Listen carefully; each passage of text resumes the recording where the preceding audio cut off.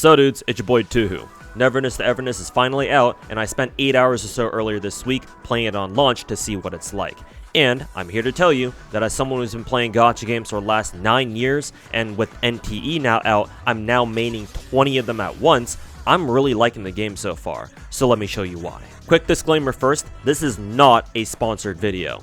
I sure wish it was, but unfortunately for me, it's not. This is also not a review of the game either. I think that it's impossible to adequately review a gacha game when it's just come out. Hell, any review of a gacha game that's made before it's been out for more than 6 months at the bare minimum is disingenuous to me and should not be trusted.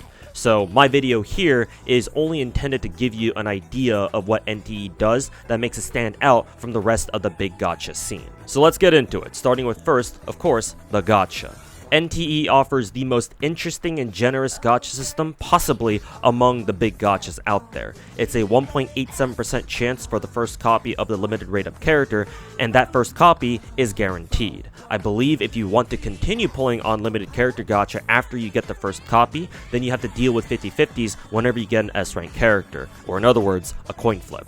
Hard pity is 90, with soft pity starting at 70, that sets your base S-rank character chance at 20%. Instead of a standard gacha pull animation that I'm sure we're all used to by now, NTE pulls up a Monopoly board of sorts that you can physically move around on with dice rolls that determine what you get. You can even see the rate-up character that you're pulling for over on the right. Some people say that this Monopoly board style gacha animation takes a lot of the suspense out of the gacha pulling itself, but I still appreciate a gacha trying something way different like this. I guess it just comes down to personal preference at the end of the day. And besides the character themselves, the gacha also offers skins for a glider, a car, and the featured character themselves that are also exclusive to that banner. The character skin in particular is the single rarest thing that you can get at 0.68%, or you have to pull 200 times total to get it guaranteed. The game does keep your progress towards the skin for future reruns of the character, so don't worry if you can't get it now. The question instead is how often will the game do rerun banners. There's also a standard banner that doubles as both the standard S-rank character selector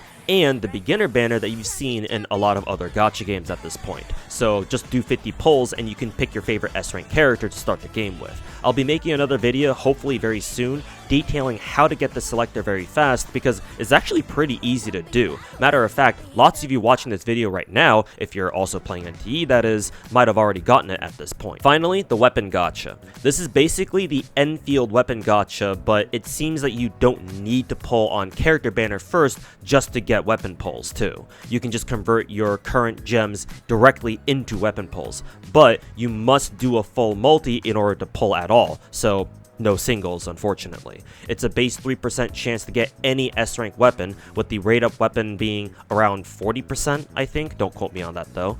And 6 multis will guarantee any S-rank weapon, and 8 multis guarantees the rate-up weapon. On to gameplay. With what I've played so far, NTE's combat gameplay feels quite similar to Wuthering Waves, minus echo skills, obviously.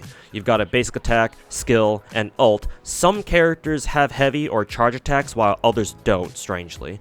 Dodging also feels very similar, though I don't know if you can also air dodge like you can in WUWA, and parrying, or countering, whichever you want to call it, is also similar. It's just a lot easier to do in this game because instead of being a specific timing like it is in WUWA, enemies have a whole ass window where you can parry them just by hitting them. It actually reminds me of Enfield's interruption mechanic now that I think about it. Some characters also specifically have synergies that remind me of WUWA's intro and outro mechanics, but it's not a universal thing either. It only works with certain characters who specifically have the synergy, or whatever it's called in game. Some characters even have something like elemental reactions. I'm not sure if it's the exact same thing or not, but for example, MC and Mint have one that puts like a vortex thing on the ground. Not sure how it works or how the other reactions work either, but it's cool, definitely something to learn as I play more. The biggest draw of the game is, naturally, the GTA aspect of it. You can drive scooters and cars around the city and crash into every street median and divider you see along the way,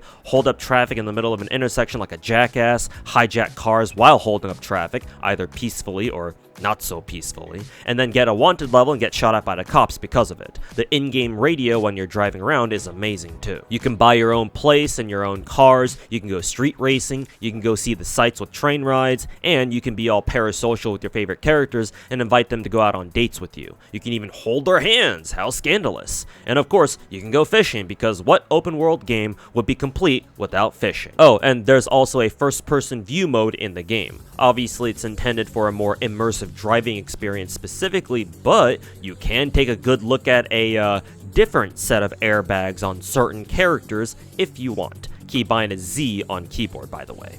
Thanks, Hoto Studio. Very cool. Holy fucking shit, look at this pit. Some miscellaneous stuff here. NTE is very well optimized. It runs on Unreal Engine 5, if I'm not mistaken, and I've mostly had no problems while playing on 120 FPS. My game did have like one or two like really bad stuttering issues where it almost seemed like the game was just like straight up freezing up and stuff, but it did eventually recover each time, and the game client itself never crashed once despite those really bad stutters earlier. Some of my viewers watching my stream, twitch.tv/ToaSniper98, or right here on YouTube by the way, also confirmed that their devices, some of which were lower end or had older parts like a 1070 GPU for example, were able to handle NTE just fine. Plus, as a cherry on top, the entire game on PC is only around 50 gigabytes, like 52 to be exact, and it should be even lower than that on mobile, though I did hear that some mobile players were having some serious issues, so hopefully those are resolved if that's true. The game's presentation is also next level too, especially in the story. My personal favorite story moment so far was during the photo studio quest, when the Avon team heads out to go visit the studio in person.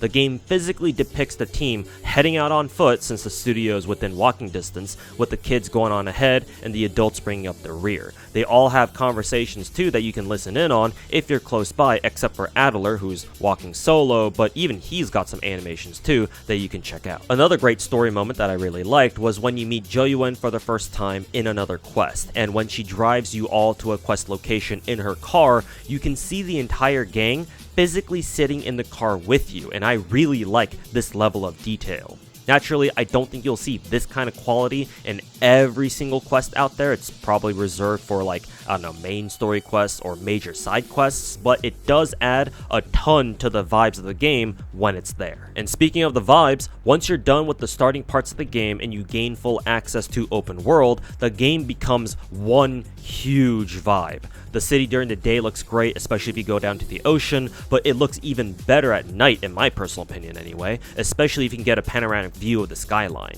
And needless to say, I imagine driving around in the city itself at night will be amazing too. So to summarize, so far the game's been great. The Gacha is probably the best one out of all the big Gacha games out there, though we'll have to see how good its pull economy is too overall as time goes on. It's got a strong niche as an anime-style GTA clone. There seems to be tons of content and just lots to do in general, just wandering around the city, and it's optimized well and runs mostly smoothly. As of right now, my biggest problem with the game, if you can even call it a problem, is the low character count. Currently, there are only 15 playable characters to begin with, in the game that is. I think if there were at least 20, then that'd be a good starting point instead, but I'm assuming that the devs chose to sacrifice a few starting characters to focus on the city itself. Though, to be fair, I don't remember how many characters the other big gachas also started the game with, so I don't know, maybe 15 is actually normal. There's also the potential issue of NTE being yet another Genshin clone at heart, and I know people like to complain about how, all the new gachas coming out these days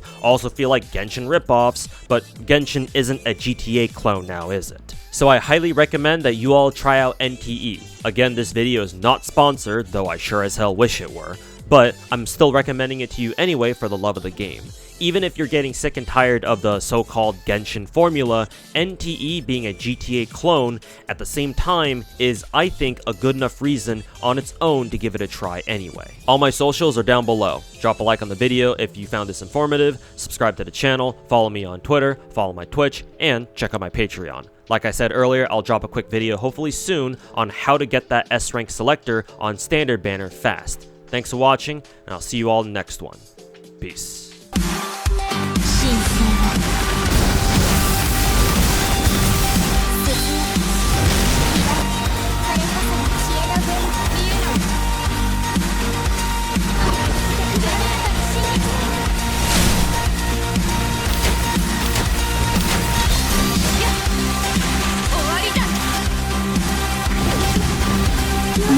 完走する